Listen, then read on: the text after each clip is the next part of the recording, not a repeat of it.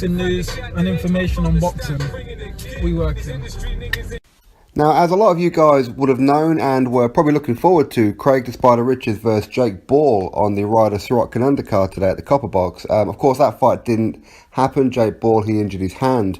So Craig Richards had to take a stand-in opponent for like a last minute from Poland, MICHAL LUDWICZAK.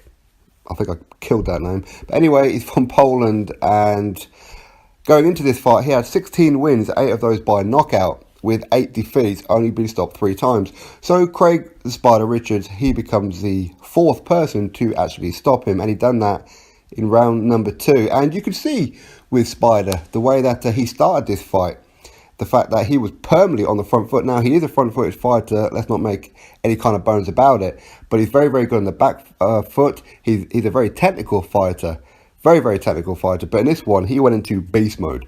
Clearly, he was unhappy about Jake Ball. That fight not coming off, because obviously that was a huge step up for him, and he wants to get onto the British level kind of challenges, and then maybe European, world level, obviously depending on how things go. But with Craig, he just went into beast mode in this one. This wasn't about being technical. This wasn't about showing skills. This was about placing shots and stopping this guy to send out a message of, you know what, I ain't happy right now. And you could see exactly what it was. He did drop MICHAL.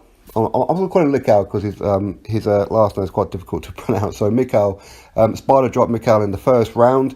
It was a punch that landed, but ultimately I think he pretty much tripped on Richards' heel at the same time, so he went down. It was ruled a legitimate knockdown, so whether or not you guys agree with it or not, it is what it is. But second round, Spider gets him on the ropes, or in the corner I should say, tees off on him a little bit, lands a bit of a right hand, and MICHAL just goes down. He deliberately takes a knee, but he looked bothered, he looked hurt.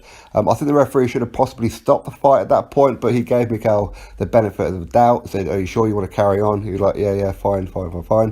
Craig Richards just came along and was just teeing off on him again, caught him with a big right hand. MICHAL just turned around to walk away. The referee called it off. So technically it's a case of MICHAL quit in the fight, and that's how it's going to go down. It's going to be a retirement of the fight, but ultimately it was a knockout. I mean, he was due to get banged out cold from that moment on, that's for sure. So congratulations to Spider.